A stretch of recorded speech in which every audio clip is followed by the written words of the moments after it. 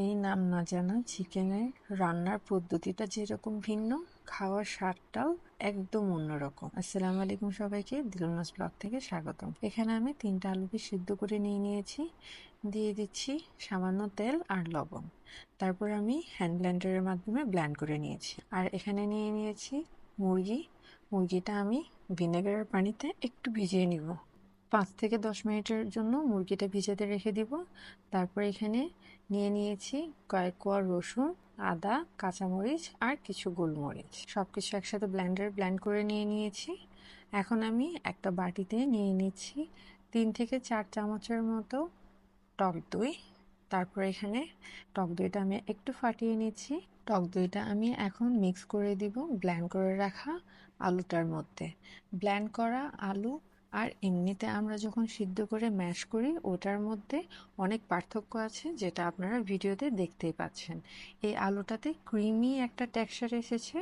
এখন আমি টক দইটার সাথে মিক্স করে দিব ব্লেন্ড করে রাখা ওই মিশ্রণটা। সব কিছু একসাথে ভালোভাবে মিক্স করে রেখে দিচ্ছি একপাশে। এখন প্যানের মধ্যে দিয়ে দিচ্ছি কিছু জিরেগুলো আমরা একটু ভেজে নিচ্ছি।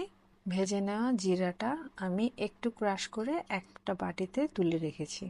এখন সেম প্যানে দিয়ে দিচ্ছি তেলটা গরম হতে দিয়ে দিলাম পেঁয়াজটা একটু নরম হলে আমি দিয়ে দিচ্ছি টমেটোটা। দুটোই যখন নরম হয়ে গলে আসবে তখন আমি এখানের মধ্যে দিয়ে দিব আমার চিকেনগুলো আমি পেঁয়াজ আর টমেটোর সাথে ভালোভাবে ভেজে নিচ্ছি। 2-3 মিনিট পর আমি এখানে দিয়ে দিচ্ছি ভেজে রাখা জিরেটা, যেটা আমি একটু ক্রাশ করে রেখেছি। সামান্য একটু লবণ দিয়ে আমি মাংসটা 2-3 মিনিটের জন্য রেখে দিব, যেন মাংস থেকে পানি বের হয়। আমার প্রায় 2-3 মিনিটের মতো হয়ে গিয়েছে। এখন আমি দিয়ে দিচ্ছি ব্লেন্ড করে রাখা আলুর মিশ্রণটা দেওয়া হয়ে গেলে ভালো করে নেড়ে ছেড়ে ঢাকনা দিয়ে এভাবে রান্না করব। রান্নার মাঝখানে আমাদের বেশ কয়েকবার নাড়িয়ে দিতে হবে। যেহেতু আমি প্রথম দিকে কোনো পানি ব্যবহার করছি না, তাই বেশ কয়েকবার উল্টিয়ে পাল্টিয়ে নেড়ে দিচ্ছিলাম। তারপর আমি পরবর্তীতে সামান্যটুকু পানি ব্যবহার করেছি। এরপরে আমি সার্ভিংয়ের আগে দিয়ে দিলাম কিছু লেবুর রস আর কিছু ধনেপাতা।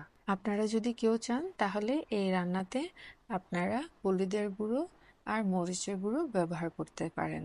যেহেতু আমি এটা একটু হোয়াইট কালার রাখতে চাইতেছি, সেজন্য আমি এখানে হলুদ বা লাল মরিচের গুঁড়ো ব্যবহার করিনি। খুব কম মশলায় সিম্পল এই রান্নাটা খেতে কিন্তু অনেক মজার। অবশ্যই বাসায় একবার ট্রাই করবেন। চ্যানেলে নতুন হলে ফলো করে রাখবেন।